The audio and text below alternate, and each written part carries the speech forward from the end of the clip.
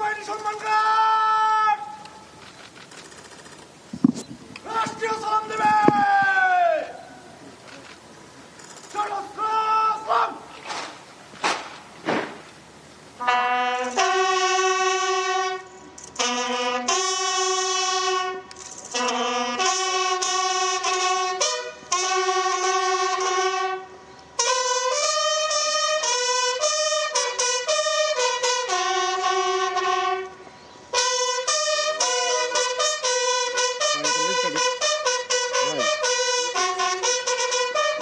Salí pasaron.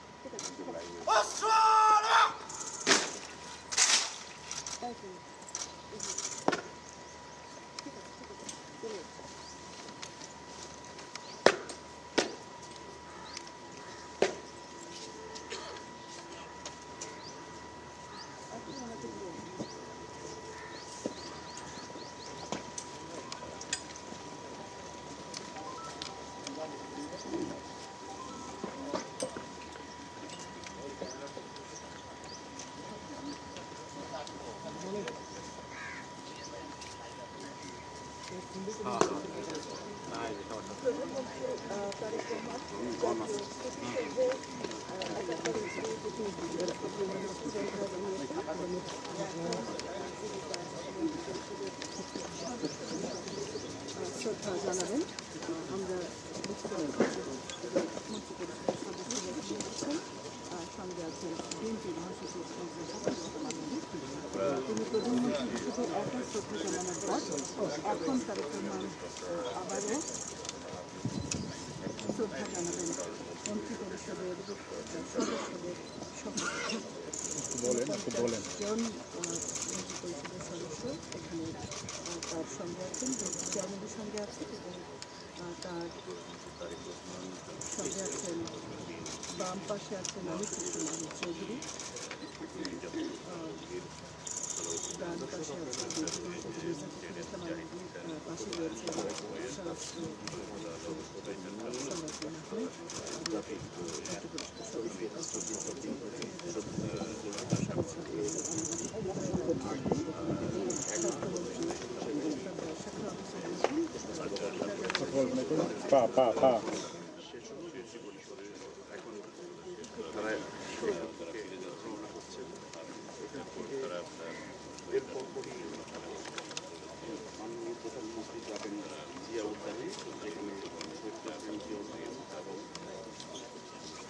বলেন প্রথমে প্রধানমন্ত্রী হিসেবে তারেক রহমান এককভাবে সম্মাননা জানিয়েছেন। শুরুতে দেশের সূর্য সন্তানদের উদ্দেশ্যে তিনি পুষ্পস্তবক অর্পণ করে তাদেরকে শ্রদ্ধা ভরে তিনি সেখানে কিছু সময় দাঁড়িয়ে থাকেন, স্মরণ করে। এই সময় বিউগলের করুণ সুর বেজে ওঠে। এরপরে প্রধানমন্ত্রী তারেক রহমান তার নতুন মন্ত্রিসভার সদস্যদেরকে সঙ্গে নিয়ে দ্বিতীয়বার একসঙ্গে আবার তিনি পুষ্পস্তবক অর্পণ করেন। এখন তিনি দেখছেন যে সামরিক বাহিনীর বিভিন্ন ঊর্ধ্বতন কর্মকর্তাদের সঙ্গে তারেক রহমান কুশল বিনিময় করছেন, অভিবাদন জানাচ্ছেন তাকে এবং তিনিও হাত নেড়ে শুভেচ্ছা জানাচ্ছেন, তিনি শুভেচ্ছা গ্রহণ করছেন। প্রথমে তারেক রহমান ঠিক 11টা বাজার সঙ্গে সঙ্গে প্রধানমন্ত্রী হিসেবে তিনি এককভাবে জাতির শ্রেষ্ঠ সন্তানদেরকে এই সাভারের স্মৃতিসৌধে তিনি পুষ্পস্তবক অর্পণ করে তিনি প্রথমে শ্রদ্ধা জানান। এরপরে তিনি তার মন্ত্রিসভার সদস্যদেরকে নিয়ে দ্বিতীয়বার আবার এই জাতির শ্রেষ্ঠ সন্তানদেরকে শ্রদ্ধা ভরে স্মরণ করেন। এরপরে প্রধানমন্ত্রী এখানে আগত সামরিক বাহিনীর ঊর্ধ্বতন কর্মকর্তাদের সঙ্গে শুভেচ্ছা বিনিময় করেন, তাদের সঙ্গে তিনি কথা বলেন এবং তাদের অভিবাদন গ্রহণ করেন। এবং এই সকাল থেকেই আমরা দেখছিলাম যে প্রধানমন্ত্রীর আগমন উপলক্ষে এখানে সকাল থেকেই নিশ্ছিদ্র নিরাপত্তা বলয় গড়ে তোলা হয় এবং 11টার আগেই মন্ত্রিসভার সদস্য হিসেবে যারা প্রধানমন্ত্রী এবং প্রতিমন্ত্রী হিসেবে যারা শপথ নিয়েছেন তারা আরও আগে থেকেই এসে এখানে অবস্থান গ্রহণ করেছিলেন। এখানে প্রধানমন্ত্রীর পক্ষ থেকে প্রথমে তারেক রহমান নিজে এককভাবে শ্রদ্ধা নিবেদন করেন। তার শ্রদ্ধা নিবেদন শেষ হলে প্রধানমন্ত্রী তাদেরকে সঙ্গে নিয়ে যারা মন্ত্রী হিসেবে শপথ নিয়েছেন সেই মন্ত্রিসভার সদস্যদেরকে নিয়ে তিনি দ্বিতীয়বারের মতো আবার পুষ্পস্তবক অর্পণ করেন।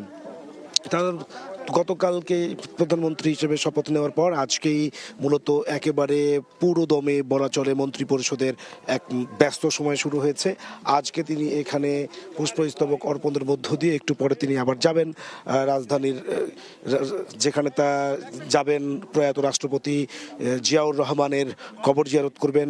বেগম খালেদা জিয়া বিএনপির সাবেক চেয়ারপারসন, তার কবর জিয়ারত করার মধ্য দিয়ে সেখান থেকে তিনি আবার চলে যাবেন সচিবালয়ে, সেখানে ক্যাবিনেটের সভা রয়েছে, সেটি শেষ করে বলা চলে যে একেবারে আমরা দেখছিলাম যে প্রধানমন্ত্রী হিসেবে তিনি শপথ নেওয়ার পর একেবারে সকাল থেকে আজকে যখন আমাদের কাছে প্রধানমন্ত্রীর দপ্তর থেকে পাঠানো হয়েছিল যে তিনি আজকে সাভারের জাতীয় স্মৃতিসৌধে জাতির শ্রেষ্ঠ সন্তানদেরকে শ্রদ্ধা জানাবেন, তো সকাল থেকে আসলে সাভারের এই অঞ্চলটিতে নিশ্ছিদ্র নিরাপত্তা বলয় গড়ে তোলা হয় কয়েক স্তরের নিরাপত্তা ভেদ করে।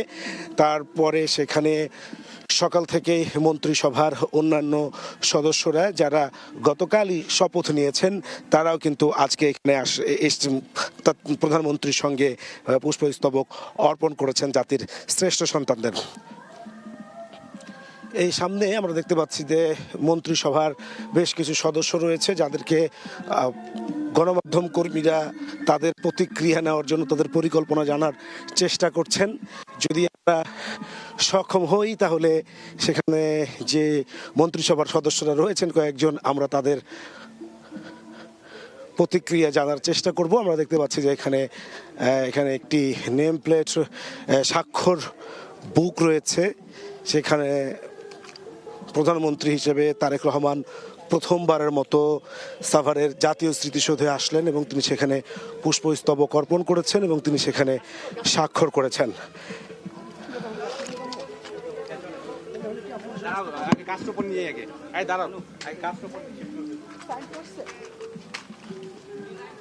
এবং এই মুহূর্তে এখানে যেই কার্যক্রম আমরা দেখতে পাচ্ছি বলা চলে এক ধরনের আনুষ্ঠানিকতা, গণমাধ্যম কর্মীদেরকে নির্দিষ্ট একটি জায়গায় সেখানে আটকে রাখা হয়েছে, সামনের দিকে যাওয়ার আসলে সুযোগ নেই রাষ্ট্রীয় নিরাপত্তার জন্য। প্রধানমন্ত্রী এখন সামরিক বাহিনীর ঊর্ধ্বতন কর্মকর্তাদের সঙ্গে সাভারের জাতীয় স্মৃতিসৌধের পার্শ্বে সেখানে তিনি একটি বইতে স্বাক্ষর করছেন বলে আমরা দেখতে পাচ্ছি।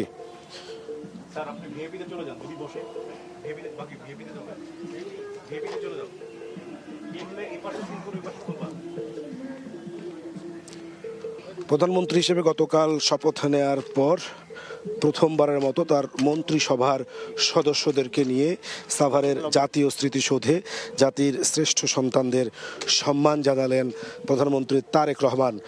সকাল 11টার দিকে তারেক রহমান নিজে প্রধানমন্ত্রী হিসেবে এককভাবে তিনি জাতির শ্রেষ্ঠ সন্তানদের সম্মাননা জানান। তিনি সেখানে সম্মান পুষ্পস্তবক অর্পণের মধ্য দিয়ে স্মরণ করেন ৭১-এর মহান মুক্তিযুদ্ধে এদেশের বীর সন্তানেরা, শ্রেষ্ঠ সন্তানেরা যারা আত্মহুতি দিয়েছিল, যাদের জীবনের বিনিময়ে এই স্বাধীন সার্বভৌম বাংলাদেশ, জাতির সেই শ্রেষ্ঠ সন্তানদেরকে তিনি শ্রদ্ধা ভরে স্মরণ করেন। এরপর তারেক রহমান তার মন্ত্রিসভার সদস্যদেরকে নিয়ে সেখানে তিনি পুষ্পস্তবক অর্পণ করেন জাতির শ্রেষ্ঠ সন্তানদের। এখন এই সাভার জাতীয় স্মৃতিসৌধের পার্শ্বে একটি বৃক্ষ রোপণ করে তারেক রহমানের প্রধানমন্ত্রী হিসেবে প্রথমবার আসার যে স্মরণীয় ঘটনা, তিনি সেটাকে স্মরণ করে রাখছেন। ইতিমধ্যে তিনি সেখানে একটি বৃক্ষ রোপণ করেছেন এবং এখন তিনি বক্তব্য অভিবাদন গ্রহণ করছেন এবং সামরিক বাহিনীর ঊর্ধ্বতন কর্মকর্তাদের সঙ্গে তিনি কথা বলছেন। আমরা দেখেছি যে এখানে 3 বাহিনীর প্রধান এখানে কিন্তু রয়েছে।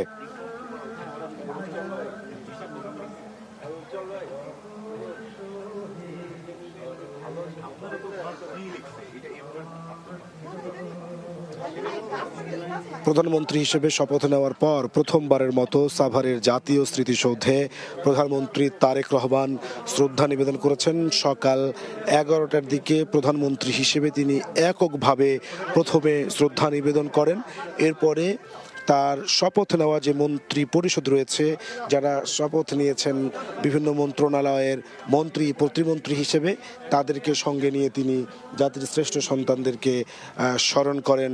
শ্রদ্ধাবনত চিত্তে তিনি সেখানে কিছুক্ষণ সময় দাঁড়িয়ে থাকেন। তার পক্ষ থেকে পুষ্পস্তবক অর্পণ করা হয়।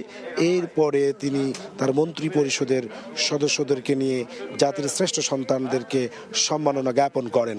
এরপরে তারেক রহমান তিনি এই প্রধানমন্ত্রী হিসেবে শপথ নেওয়ার পর প্রথমবার যেতে এসেছেন। এখানে আসার পর যে স্বাক্ষর বই রয়েছে, সেই স্বাক্ষর বইয়ে তিনি স্বাক্ষর করেছেন। এরপরে সাভার জাতীয় স্মৃতিসৌধের পার্শ্বে তিনি একটি বৃক্ষরোপণের মধ্য দিয়ে তিনি তার আজকের প্রথম দিনটিকে তিনি স্মরণীয় করে রাখছেন এবং এইখানে সামরিক বাহিনীর ঊর্ধ্বতন কর্মকর্তাদের সঙ্গে তার এখন মত বিনিময় অভিবাদন চলছে। তিনি সেখানে শুভেচ্ছা গ্রহণ করছেন এবং তিনি হাত নেড়ে তাদের শুভেচ্ছার জবাব দিচ্ছেন। আমরা দেখছি সঙ্গে রয়েছে স্বরাষ্ট্র মন্ত্রণালয়ের মন্ত্রী হিসেবে শপথ নেওয়া মোহাম্মদ সালাউদ্দিন এবং হচ্ছে যে মন্ত্রী পরিষদের আর কোনো সদস্য এই মুহূর্তে তার সঙ্গে নেই সালাউদ্দিন আহমেদ ছাড়া। বাকিরা চলে গিয়েছেন এবং ইতিমধ্যে তার গাড়ি প্রস্তুত হয়েছেন। তিনি গাড়িতে উঠে বসবেন, হয়তো একটু পরে তিনি এখান থেকে রওনা দিবেন। এবং প্রধানমন্ত্রীর দপ্তর থেকে আমাদের কাছে যে কর্মসূচি পাঠানো হয়েছে, আজকে প্রধানমন্ত্রী তারেক রহমান তার মা বাবার কবর জিয়ারত করবেন এবং সেখানে তিনি ফাতেহা পাঠের কর্মসূচি রয়েছে। এরপরে তিনি যাবেন সচিবালয়ে। আজকে প্রথমবারের মতো ক্যাবিনেট সভায় তিনি অংশগ্রহণ করবেন বলে প্রধানমন্ত্রীর দপ্তর থেকে আমাদেরকে জানানো হয়েছে। এখন সাভার জাতীয় স্মৃতিসৌধের তিনি তার আজকের কর্মসূচি শেষ করে বিদায় নিচ্ছেন বা তিনি গাড়িতে উঠে বসেছেন। আর তার প্রথমে তারেক রহমান সকাল 11টার দিকে প্রধানমন্ত্রী হিসেবে এককভাবে জাতির শ্রেষ্ঠ সন্তানদেরকে তিনি শ্রদ্ধা নিবেদন করেন। এরপরে তিনি তার মন্ত্রিসভার বাকি সদস্যদেরকে নিয়ে দ্বিতীয়বার শ্রদ্ধা নিবেদন করেন জাতির শ্রেষ্ঠ সন্তানদের। তারেক রহমান প্রথমবারের মতো প্রধানমন্ত্রী হিসেবে শপথ নেওয়ার পর তিনি আসলেন এখানে। তার আগমনকে কেন্দ্র করে এখানে যেন উৎসব, পাশাপাশি হচ্ছে যে পুরো এই অঞ্চলটিকে একটি নিরাপত্তা বলয়ের মধ্যে নিয়ে আসা হয়েছে।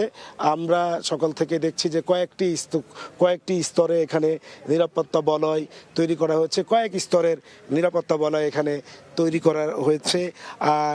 বলা চলে যে যান চলাচল কিছুটা নিয়ন্ত্রণ করা হচ্ছে এবং এখান থেকে তারেক রহমান, যিনি প্রধানমন্ত্রী হিসেবে শপথ নেওয়ার পর প্রথমবারের মতো সাভারের জাতীয় স্মৃতিসৌধে আসলেন, জাতির শ্রেষ্ঠ সন্তানদেরকে শ্রদ্ধা জানানোর পর তিনি এখান থেকে রওনা দিয়েছেন। তিনি এখন যাবেন রাজধানীর চন্দ্রিমা উদ্যানে, যেখানে তার মা বাবার কবর জিয়ারত করবেন। সেখানে ফাতিহা পাঠের কর্মসূচি রয়েছে। সেই কর্মসূচি শেষে তিনি যাবেন সচিবালয়ে, তার ক্যাবিনেট সভায় আজকে যুক্ত হওয়ার কথা রয়েছে, প্রথম ক্যাবিনেট সভায়। এখান থেকে তিনি রওনা দিয়েছেন, যাবেন চন্দ্রিমা উদ্যানে তার মা বাবার কবর জিয়ারত করবেন। এই ছিল সাভারের জাতীয় স্মৃতিসৌধ থেকে আমার কাছে সর্বশেষ।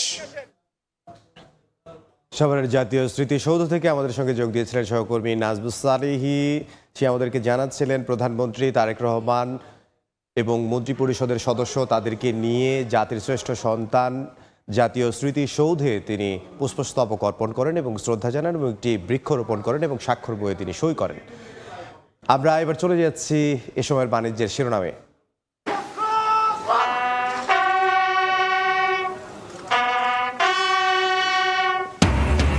জাতীয় স্মৃতিসৌধে শ্রদ্ধা নিবেদন প্রধানমন্ত্রী তারেক রহমানের। বিকেলে মন্ত্রিসভার প্রথম বৈঠক, সচিবালয়ে অফিস করবেন মন্ত্রী প্রতিমন্ত্রীরা। 7 মাসে এডিবি বরাদ্দের 146% ব্যয় করে তাক লাগিয়েছে খাদ্য মন্ত্রণালয়। 10% অর্থ ব্যয় করতে পারেনি পরিবেশ সহ 8 মন্ত্রণালয় বিভাগ। রমজানের আগের দিন রাজধানীর বাজারে নিত্যপণ্যের কেনাকাটায় ব্যস্ততা। পর্যাপ্ত সরবরাহ থাকার পরও বেড়েছে ডাল, চিনি, ছোলার দাম, ঊর্ধ্বমুখী খেজুর ও মুরগির দর। ভূগর্ভস্থ পানির তীব্র সংকটে বরেন্দ্র অঞ্চল বিভাগে চাঁপাইনবাবগঞ্জের কৃষক। বোরো ধানের বিকল্প ও লাভজনক ফসল চাষে উৎসাহ দিচ্ছে কর্তৃপক্ষ। এবং ভেনেজুয়েলার তেল খাত ঘিরে বড় পরিকল্পনা। যুক্তরাষ্ট্রে নাটকীয়ভাবে কমেছে রাষ্ট্রায়ত্ত কোম্পানির উৎপাদন সক্ষমতা। রাজনৈতিক অস্থিতিশীলতায় বিনিয়োগেও ভাটা।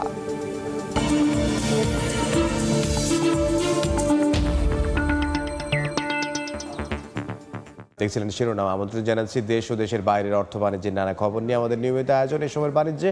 আপনাদের সঙ্গে আছে আমি ইমদাদুল হক। সাভারের জাতীয় স্মৃতিসৌধে শ্রদ্ধা নিবেদনের পর মন্ত্রিসভার সদস্যদের নিয়ে শহীদ প্রেসিডেন্ট জিয়াউর রহমান এবং বেগম খালেদা জিয়ার সমাধিতে শ্রদ্ধা জানাবেন প্রধানমন্ত্রী তারেক রহমান। এই মুহূর্তে জিয়া উদ্যানে আছেন সহকর্মী হাসান ওয়ালি। সরাসরি যাব তার কাছে। নবনির্বাচিত প্রধানমন্ত্রী তারেক রহমান কিছুক্ষণের মধ্যে আসবেন জিয়া উদ্যানে। তিনি সমাধিতে শ্রদ্ধা নিবেদন করবেন শহীদ রাষ্ট্রপতি জিয়া রহমান এবং বেগম খালেদা জিয়ার। আমরা জানি গতকালকে প্রধানমন্ত্রী হিসেবে শপথ নেওয়ার পরেও তিনি এসেছিলেন, সেটি পারিবারিকভাবে, অর্থাৎ তার স্ত্রী ডাক্তার জুবাইদা রহমান, কন্যা ব্যারিস্টার জাইমা রহমান সহ তিনি শ্রদ্ধা জানিয়েছেন, কবর জিয়ারত করেছেন। আজকে তিনি আসছেন মন্ত্রী পরিষদের অন্যান্য সদস্যদেরকে সঙ্গে নিয়ে আনুষ্ঠানিকভাবে সরকার প্রধান হিসেবে এই শ্রদ্ধা জানাতে। আমরা দেখতে পাচ্ছি আইন শৃঙ্খলাকারী বাহিনীর সদস্যরা, এসএসএফ সহ অন্যান্য বাহিনীর সদস্যরা কিন্তু পুরো জায়গাটিতে রয়েছেন এবং এই জিয়া উদ্যান অর্থাৎ শহীদ রাষ্ট্রপতি জিয়া রহমান এবং বেগম খালেদা জিয়া যেখানে শায়িত রয়েছেন সেই জায়গায়ও কিন্তু সৌন্দর্য বর্ধনের নানান কাজ কিন্তু করা হয়েছে গত কয়েকদিন। অর্থাৎ এই জায়গাটিতে ফুল সহ অন্যান্য গাছ সেটি লাগানো হয়েছে। পুরো জায়গা জুড়েই কিন্তু আসলে সাধারণ মানুষের, গতকালকে আমরা দেখেছি বিভিন্ন জায়গা থেকে মানুষ এসেছেন, শ্রদ্ধা জানিয়েছেন, কবর জিয়ারত করেছেন এবং আজকে এটি শুরু হচ্ছে রাষ্ট্রীয়ভাবে শ্রদ্ধা জানানোর মধ্য দিয়ে। আমরা জানি যে শহীদ রাষ্ট্রপতি জিয়া রহমান এবং বেগম খালেদা জিয়ার পর একই পরিবারের তৃতীয় ব্যক্তি হিসেবে সরকার প্রধান হলেন বিএনপি চেয়ারম্যান তারেক রহমান। গতকালকেই তিনি শপথ নিয়েছেন এবং আজকে আনুষ্ঠানিকভাবে দেশের প্রধানমন্ত্রী হিসেবে তিনি তার বাবা মায়ের কবর জিয়ারত করতে আসছেন এবং এরপরেই কিন্তু তিনি যাবেন সচিবালয়ে, অর্থাৎ জাতীয় স্মৃতিসৌধে মহান মুক্তিযুদ্ধের বীর সেনানীদের প্রতি শ্রদ্ধা জানানোর পরে তিনি এই জায়গাটিতে শ্রদ্ধা জানাবেন তার বাবা মায়ের প্রতি। তারপরে কিন্তু তিনি যাবেন সচিবালয়ে মন্ত্রিপরিষদের বৈঠক রয়েছে। অন্যান্য যে দাপ্তরিক কাজ সেটি আজকে আনুষ্ঠানিকভাবে শুরু করবেন প্রধানমন্ত্রী তারেক রহমান। জিয়া উদ্যান থেকে সহকর্মী হাসান ওয়ালি। এদিকে প্রধানমন্ত্রী তারেক রহমান সহ নতুন মন্ত্রিসভার সদস্যরা প্রথম অফিস করবেন সচিবালয়ে। তাদের বরণ করতে প্রস্তুত কর্মকর্তা কর্মচারীরা। এই মুহূর্তে প্রশাসনের প্রাণকেন্দ্র সচিবালয়ে আছেন সহকর্মী প্রসূন আশিস। সরাসরি যাব তার কাছে।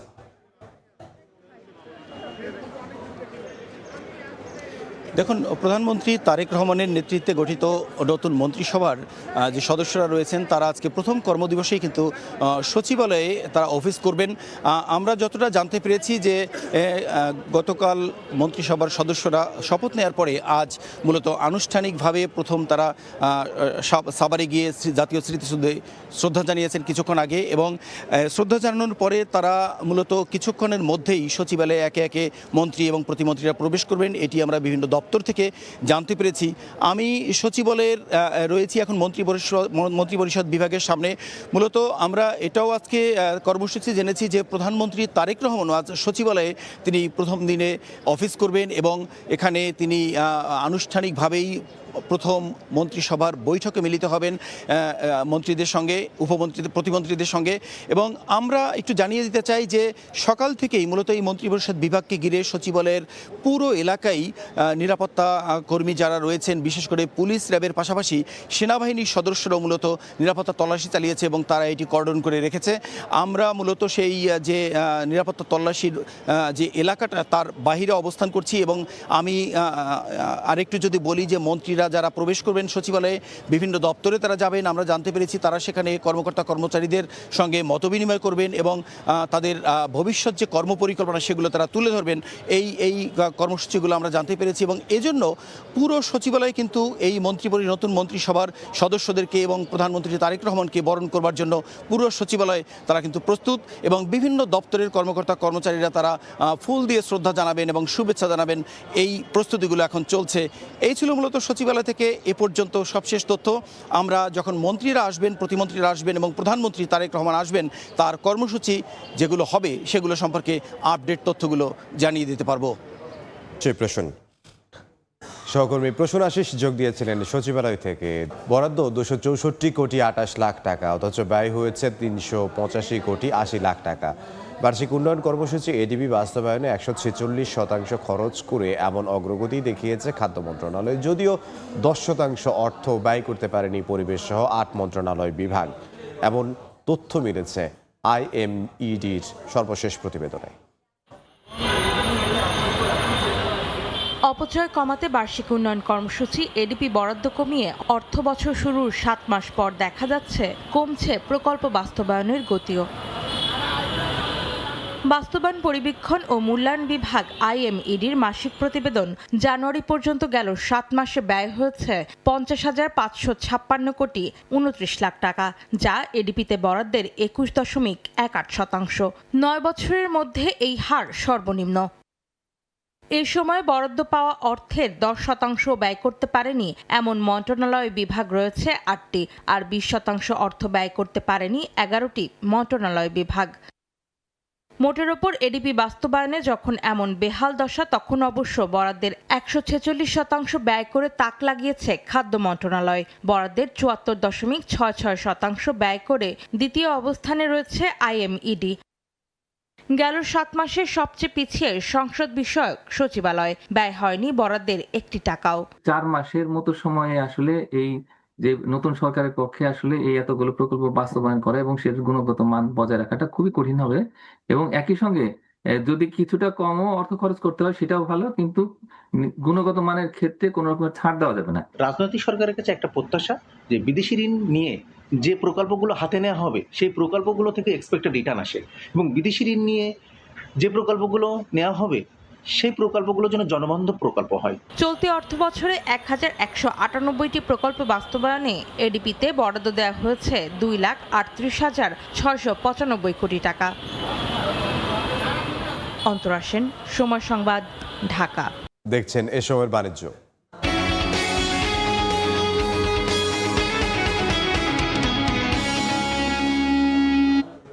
রমজানের আগের দিনের বাজার পরিস্থিতি জানবো। এই মুহূর্তে রাজধানীর কারওয়ান বাজারে আছেন সহকর্মী MS আরেফিন, সরাসরি যাব তার কাছে। আরেফিন, আর মাত্র একদিন পরেই পবিত্র মাহে রমজান, এবং এই রমজানকে কেন্দ্র করেই কিন্তু সকাল থেকেই আমরা রাজধানীর বাজারগুলোতে দেখেছি সেহরি এবং ইফতারের কেনাকাটায় ব্যস্ত সময় পার করছেন দোকানদার এবং যারা ক্রেতা রয়েছেন তারা। এবং এবার রমজান উপলক্ষে বাজারে সব ধরনের পণ্যেরই প্রায় আমদানি এবং যোগান মোটামুটি স্বাভাবিক রয়েছে বলেই আমরা খোঁজ নিয়ে জানতে পেরেছি। তবে কয়েকটি পণ্যের দামে কিন্তু কিছুটা ওঠানামা রয়েছে। আমরা এই মুহূর্তে রয়েছি কারণ বাজারের মুরগির বাজারের অংশটিতে, এবং মুরগির বাজার বাজার থেকে জানিয়ে রাখতে চাই যে ব্রয়লার মুরগিতে কিন্তু কেজিতে 20 টাকা বেড়ে আজকে কিন্তু 200 টাকা কেজির দাম উঠেছে ব্রয়লার মুরগির, এবং একই সাথে সোনালী মুরগি যেটি 280 টাকায় বিক্রি হতো গত সপ্তাহেও, আজকে কিন্তু রমজানের আগের দিন এই মুরগিটি বিক্রি হচ্ছে 320 টাকা দরে। এছাড়া দেশি মুরগির দাম কিন্তু ঠেকেছে প্রায় 700 টাকায়, এমনটি জানিয়েছেন আমাদেরকে বিক্রেতারা। এবং এছাড়া মুদি পণ্যের একটু তথ্য জানিয়ে রাখি যে রমজানে যে পণ্যগুলোর বেশি চাহিদা থাকে, বিশেষ করে ছোলা, ডাল এবং চিনি, এই পণ্যগুলোতে কিন্তু 5 থেকে 10 টাকা ওঠানামা রয়েছে। ছোলা কিন্তু বিক্রি হচ্ছে 90 টাকায় প্রতি কেজি। এছাড়া চিনি যেটি 90-95 টাকায় গত সপ্তাহেও মিলেছে, সেটি কিন্তু আজকে 100 থেকে 105 টাকায় বিক্রি হচ্ছে। এছাড়া মসুর ডাল বিক্রি হচ্ছে 25 টাকা কেজি দরে। এছাড়া আমরা একটু জানিয়ে রাখতে চাই যে আমাদেরকে ব্যবসায়ীরা যেমনটি জানিয়েছেন, তারা বলছেন যে বাজারে সরবরাহ রয়েছে ঠিকই, কিন্তু সাম্প্রতিক সময়ে চট্টগ্রাম বন্দরে যে ধর্মঘট ছিল, সেই ধর্মঘটের কিছুটা প্রভাব আসলে বাজারে রয়েছে। কারণ সব ধরনের পণ্যে তারা এই মুহূর্তে মজুদ পেলেও সামনে এইটার সংকট হতে পারে কিনা এরকম একটা শঙ্কা কিন্তু তারা জানিয়েছে। এবং পাশাপাশি আরেকটি জিনিস জানিয়ে রাখতে চাই যে এবারে কিন্তু সবজির বাজারে সব থেকে বেশি ভোগাচ্ছে লেবু, কারণ 20 থেকে 30 টাকা ডজনে যে লেবু পাওয়া যেত সেটি কিন্তু আজকে প্রায় 80 থেকে 120 টাকায় বিক্রি হচ্ছে, এবং কোনো ক্ষেত্রে সেটি 200 টাকা পর্যন্ত ছাড়িয়েছে বলে আমাদেরকে অভিযোগ করেছেন ক্রেতারা। তো রাজধানীর কারণ বাজার থেকে রমজানের বাজারে এই ছিল আমার কাছে সবশেষ তথ্য।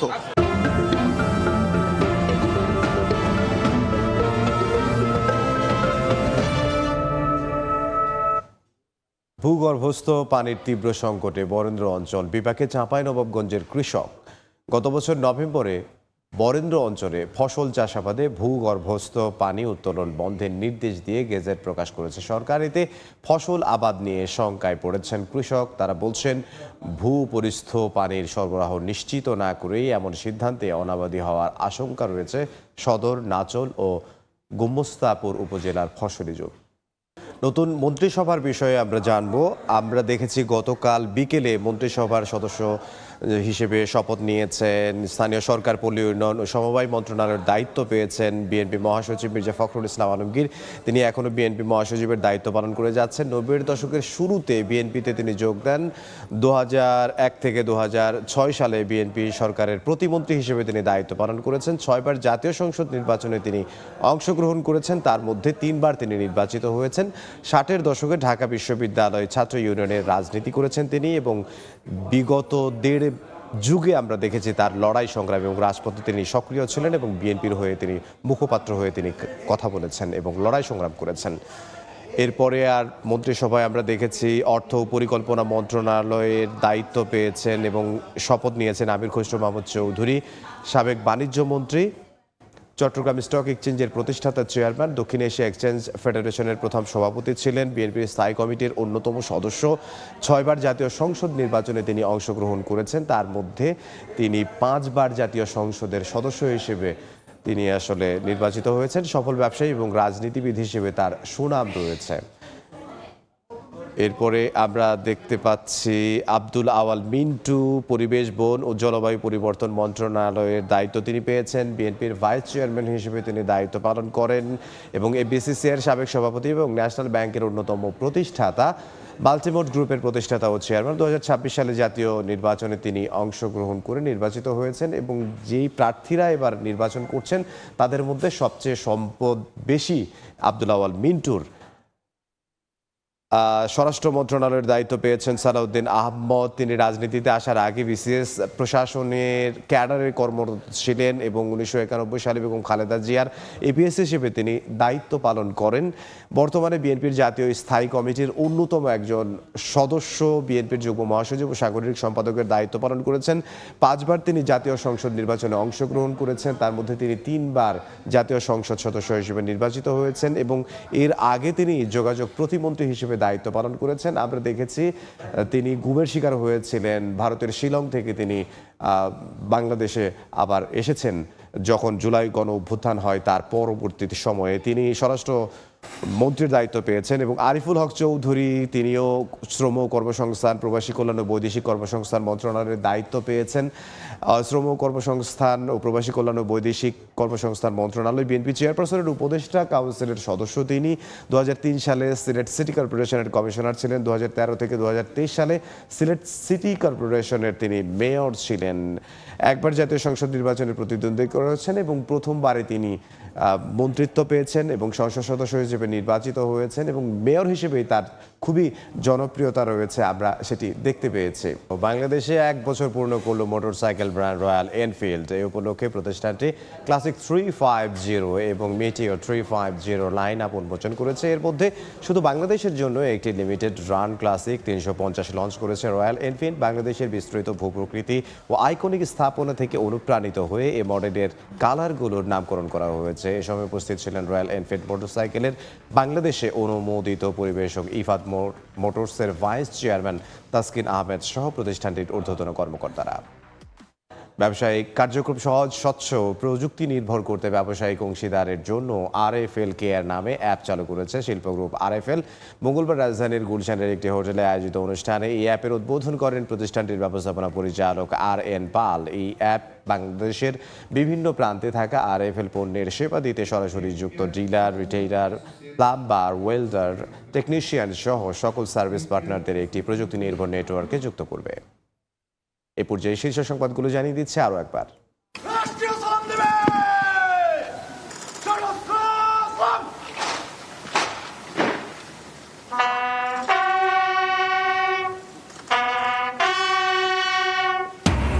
জাতীয় স্মৃতিসৌধে শ্রদ্ধা নিবেদন প্রধানমন্ত্রী তারেক রহমানের। বিকেলে মন্ত্রিসভার প্রথম বৈঠক। সচিবালয়ে অফিস করবেন মন্ত্রী, প্রতিমন্ত্রীরা।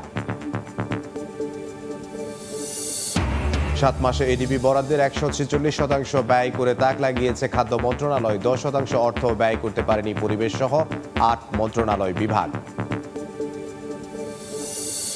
এবং রমজানের আগের দিন রাজধানীর বাজারে নিত্যপণ্যের কেনাকাটায় ব্যস্ততা। পর্যাপ্ত সরবরাহ থাকার পরও বেড়েছে ডাল, চিনি, ছোলার দাম, ঊর্ধ্বমুখী খেজুর ও মুরগির দর।